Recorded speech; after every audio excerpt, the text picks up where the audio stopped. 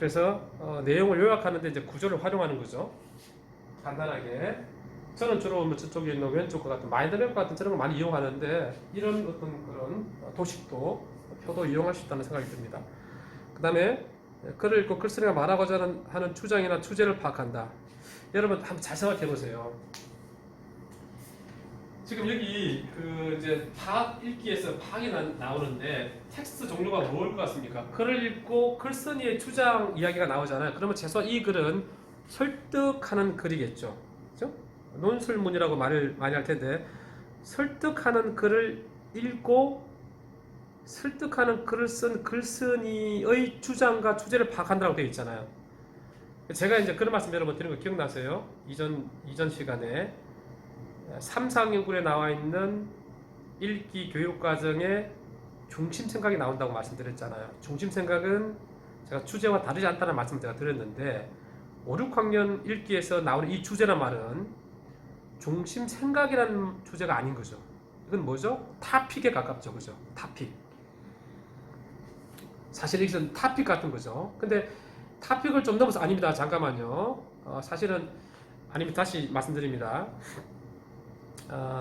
여기서는 뭐 이 해석하기 나름이긴 한데 제가 볼 때는 타픽처럼 보이긴 하는데 3, 4학년군에 나와 있는 그 중심 생각하고는 다르길 바라는지 모르겠지만 제가 볼 때는 저는 중심 생각이라는 말과 주제를 말을 다르게 쓰진 않거든요. 같은 의미로 쓰거든요. 이 주제도 역시 글쓴이가 말하려고 하는 그 자체를 저는 주제라고 생각하거든요. 그런 면에서는 여기서 말하는 주제가 맞는 거죠. 그죠? 근데 그게 아니라 여러분이 생각하는 주제를 어떤 뭐랄까 명제적인 어떤 그런 수준에서의 어떤 의미화되어 있는 어떤 거로 본다 그러면 가령 노인과 바다를 만약에 여러분 주제를 말하는 건 어떻게 이야기할 수 있을까요? 노인과 바다의 주제, 노인의 불굴의 의지, 상당히 좀 제한적이죠. 인간의 불굴의 의지는 영원하다. 이게 주제라고 할 수 있다 그러면은 어떻습니까, 그죠? 그런 주제를 파악하는 게 굉장히 중요하다고 보는 거죠. 근데 왜 이 주제 파악하기가 삼상연구에서는 중심생각 파악하기라고 되어 있고 여기서 왜 주제 파악하기로 되어 있을까 하는 문제하고 왜 여기서는 구태여 설득하는 걸 주장하는 글에 국한되어서 주제를 찾도록 할 것인가 이거는 조금 제가 고민해봐야 될 것 같아요. 왜냐하면 제가 생각하는 또는 교육과정에 말하고 있는 중심생각은 꼭 이렇게 그 설득의 글, 주장하는 글에 국한돼서 우리가 찾아야 될 내용은 아닌 거죠. 그죠? 문학 작품에서도 주제가 필요하고 중심생각이 필요한 것이고 정보 전달의 글도 마찬가지죠. 정서 표현도 마찬가지고 편집글도 심지어는 마찬가지죠. 모든 글에서는 주제와 중심생각이 있고 또 필요한 것도 우리가 알아야 되는 거니까. 그래서 제가 여러분도 조금 혼란스러울 수 있겠지만은 글쓴이가 말하고자 하는 주장이나 주제를 파악한다라고 한 이 부분은 여기서는 물론 설득은 적인 요소라고 명시적으로 되어 있지는 않지만은 주장을 파악하는 거니까 아마 주제라고 저기 설득의 글로 추론할 수 있을 것이고 그 다음에 주제를 파악한다라고 하는 측면에서는 조금 더 글을 더 확장해서 다양한 어떤 유형의 글로 볼 수 있지 않을까 이런 생각을 합니다. 그 다음에 글을 읽은 다음에 내용의 타당성과 표현의 적재성을 판단한다. 이런 경우는 이제는 조금 수준 높은 독자가 되는 거죠. 글을 읽고 내 배경 지식으로 내용을 수용하는 그런 차원을 넘어서서 글 내용에 대한 비판적인 독자가 되는 거죠. 이 내용은 옳지 않다고 생각하다. 나의 입장에서는 이 내용은 이런 부분에 오류를 가지고 있다. 정확하지가 않다. 신뢰성이 없다. 과장이 심하다. 나는 수용할 수가 없다. 그런 판단을 할 수 있는 거죠. 누가 독자가. 상당히 지금 1학년, 2학년에서 가르쳐야 될 성취 기준 내용과 3, 4학년에서 가르치는 내용과 5, 6학년 가르치는 내용이 좀 다르죠. 그죠? 이 청의가 좀 수준이 다릅니다. 그래서 이거는 상당히 수준 높은 적절성 판단 부분이 나와 있다는 걸 우리가 확인할 수가 있고요. 그 다음에 이제 5, 6학년 읽기에서 좀 나와 있는 내용이 매체라는 부분이 나오죠. 그죠? 매체에 따른 다양한 읽기 방법을 이해하고 적절하게 적용하여 읽는다. 그러니까 아까 제가 말씀드린 대로 우리 이제 읽기 도서관에 인터넷으로 접근하는 경우 그죠? 매체를 이용하는 거죠. 컴퓨터 이용하는 거고 또 컴퓨터 내에 있는 프로그램을 또 들어가서 하는 것이고 그 다음에 또 우리가 스크린을 통해서 또 하는 것이고 그 다음에 읽다가 또 클릭하면 다른 것도 연결이 되잖아요. 그죠? 뭐 하이퍼텍스트 연결되고 영상이 나오기도 하고 또 누군가 선생님의 또 의견도 들을 수도 있고 상당히 지금 그렇게 다중 매체 쪽으로 지금 가는데 여기서 매체라고 지금 언급이 되어 있습니다. 그 다음에 이제 마지막 나오는 게 뭡니까? 태도가 나오겠죠? 자신의 읽기 습관을 점검하고 스스로 글을 찾아 읽는 태도를 지닌다. 이거는 뭐 제가 볼 때는 5, 6학년 뿐만 아니라 1, 2, 3, 4학년에게도 적용이 가능하겠죠. 내가 혹시라도 꾸준히 책을 읽는지 또는 내가 좋아하는 책만 골라 읽는 건 아닌지 또는 읽다가 도중에 멈춰버리는 건 아닌지 또는 글을 읽는데 내가 모르는 낱말이 나왔는데 구태여 찾지 않고 문맥 내에서 찾으려고 노력을 했지만 결국 그걸 모르고 그냥 지나가는 건 아닌지 그런 뭐 독서 습관들을 독서 어떤 그런 습관들을 점검해 볼 필요는 있죠. 1, 2도 마찬가지, 3, 4도 마찬가지, 5, 6학년에서 이걸 언급을 했습니다. 여러분 어떻습니까? 지금 우리는 계속해서 사이에 조금 몇 번 끊어지긴 했지만은 성취 기준에 대해서 우리가 지금 하고 있죠. 읽기에 대해서. 그죠? 그리고 읽기가 무엇인지는 아마 여러분도 스스로 정의를 하실 수 있을 거라고 생각합니다. 그것도 중요한 거죠.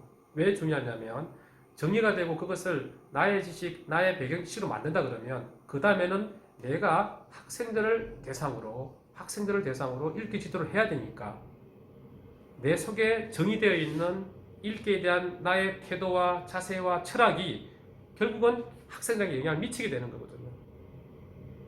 여기서부터 여러분 중요한 게 나오는 거죠. 교과서를 보면 읽기가 나오는데 초등학교 저학년의 읽기는 아까 말씀드린 것처럼 소리내 읽기, 내용 확인하기 해서 기초 문자 지도 쪽에 있기 때문에 우리 수준에서는 어렵지 않은 읽기 지도인 것처럼 보이잖아요.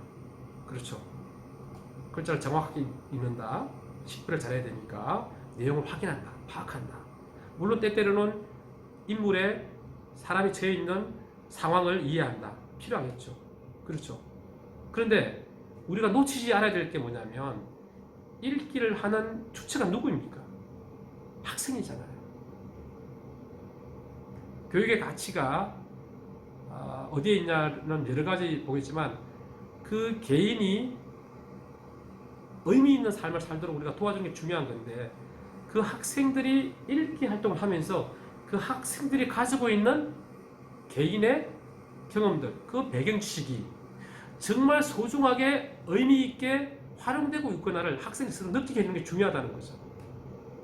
물론 아까 5, 6학년 분에 나왔죠. 그죠? 읽기라는 것이 결국은 나의 배경 지식을 통해서 이루어진다는 것을 스스로 알도록 하는 게 중요하다고 했는데 1, 2학년도 다르지 않습니다. 여러분.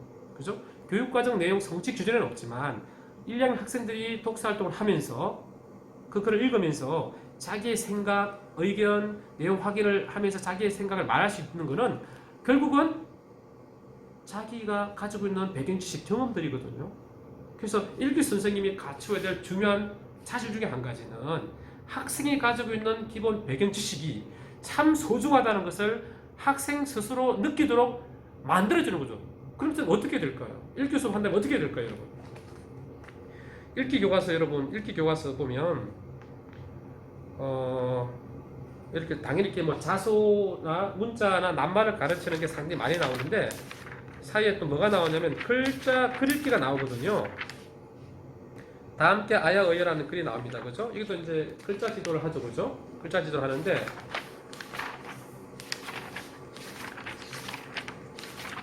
이렇게 글자 지도를 하죠. 글자 지도를 하고 이렇게 그러면서 모음자를 하고 예. 그 다음에 글자를 만들어요. 차단을 해서 글자를 만들어요. 우리 모두 다 같이 여러분 보세요. 우리 모두 다 같이 이런 텍스트가 나오잖아요. 글이 나오잖아요. 우리 모두 다 같이 손뼉을 우리 모두 다 같이 손뼉을 우리 모두 다 같이 즐겁게 노래해 우리 모두 다 같이 손뼉을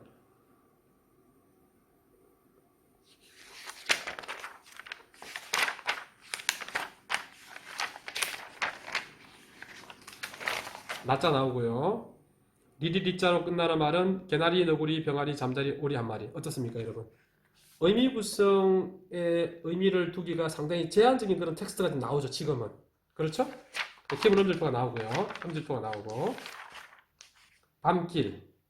어두운 밤길에서 넘어질까봐 딸님이 따라오며 비추어줘요. 혼자서 걸어가면 심심할까봐 개구리, 개굴개굴 노래해줘요. 어떻습니까, 여러분? 시가 나왔죠, 그죠? 어떻습니까? 좀 다르죠. 무슨 말입니까? 소리 내읽기를 하고 글자를 읽지만 이 내용은 또 뭐가 있는 거죠? 내가 가지고 있는 배경 지식이 있어야만이 이 시를 온전하게 이해하는, 의미를 파악하는 그런 부분이 있죠. 또다시 역시 근데 이제 그럼에도 불구하고 초등학교 1학년 1학기 교과서의 핵심은 기초 문자, 기초 문식성에 초점을 두고 있기 때문에 전반적으로 글자 깨치기에 초점을 둔 학습 활동들이 많다는 거죠. 그죠? 그 다음에 이제 이런 게 나오는 거죠. 우리가 아까 그 문자 읽기 지도할 때, 그죠?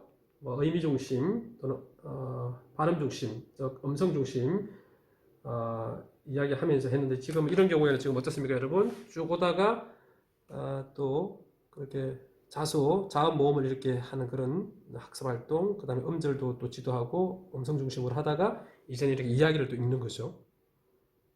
이 이야기를 읽는 활동을 한다고 해서 가정을 하자고 그러면 이전 단계 아이들이 모두 다 완벽하게 글자끼리 했다고 볼 수는 없는 거거든요. 그러니까 복합적으로 이루어지는 거죠. 이가 아파서 치과에 가요. 이런 글입니다. 그러면 학습 활동을 보세요. 어떻게 나와 있습니까? 학생 스스로 읽기가 힘들겠죠. 지금 흐름을 보면 그렇잖아요. 그러면 실제는 90% 이상이 24명 중에서 제가 볼 때는 20명 이상이 잘 읽을 거라고 여겨집니다. 우리 학교의 경우는 그럴 것 같아요. 21명, 2명 정도. 근데 여기는 어떻게 학습 활동을 하냐면은 선생님께서 읽어주시는 이가 아파서 치과에 가요를 들어봅시다라고 되어 있어요. 그러니까 어떤 활동 한다는 거죠? 들려주고 눈으로 보는 거죠. 그런 다음에 따라 읽는 거죠. 어떻게 보면 의미 중심이라고 할 수 있겠죠. 그죠? 앞에서 했던 기본 음절표를 활용하거나 또는 자음과 모음이 합쳐지는 그런 과정을 통해서 자소, 그죠? 자소, 그 다음에 그런 것들을 통해서 글자가 이루어지는 걸 알고 발음을 하고 소리를 내고 소리와 글자의 어떤 관계를 알고 하는 그런 과정을 강조했다 그러면 지금은 그 단계가 아니라 그냥 이야기를 들려주고 이야기를 읽으면서 이야기 참 재밌구나, 이런 내용이구나를 느끼는 그런 활동을 하는 거죠.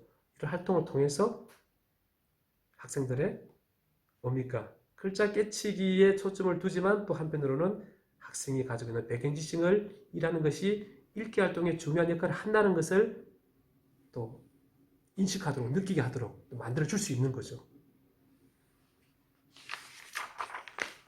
그러면서 당연히 또 아랫부분은 노르는 것처럼 또 글자 학습, 글자 깨치기 학습 놀이를 합니다. 그렇죠? 그러면서 이제 다양한 텍스트가 나오는 거죠. 지금은 주로 오늘은 지금 1학년 교과서를 중심으로 아주 기초 문식성이라는 측면에 초점을 두지만 사실은 이제 아까 우리가 성취 기준 봤잖아요. 그죠? 3, 4학년, 5, 6학년 내용을 보면서 중심생각과 주제도 나오고 그 다음에 또 글의 구조도 나오죠. 그 다음에 또 배경지식이라는 부분이 중요하다는 그런 것도 나오죠. 그래서 아마 여러분이 지금 1, 2, 3, 4, 5, 6학년의 성취 기준을 쭉 우리 살펴보면서 느끼는 것은 읽기라는 것이 어떠한 것이구나. 이러한 어떤 읽기가 어떠한 것인데 나는 우리 학생들을 대할 때 어떤 태도로 어떤 입장에서 지도를 해야 되겠구나 하는 게 중요한 거죠. 그 다음에 이제 다른 학년의 이제 읽기를 한 번 더 읽기인가요? 지금 1, 2학년 분을 가지고 하니까 다른 학년에 또 다른 영역을 가야 될 것 같은데 추후 또 기회가 있으면 고학년의 읽기 또 한번 살펴볼 필요가 있을 것 같아요. 그래서 읽기가 사실은 이제 성취 기준을 우리가 살펴봤지만은 문학과도 연동이 될 수밖에 없습니다. 왜냐하면 읽기의 기능, 전략을 문학이라고 하는 성취 기준과 또 연동해서 이루어져야 되는 거거든요. 그래서 한편으로 보면 읽기와 문학은 사실은 다르지 않은 거죠. 왜냐하면 읽기는 방법적인 측면에 있는 전략과 기능들이 많고 또 문학은 어떻게 보면 또 내용적인 측면이 좀 많이 있는 부분이 있어요.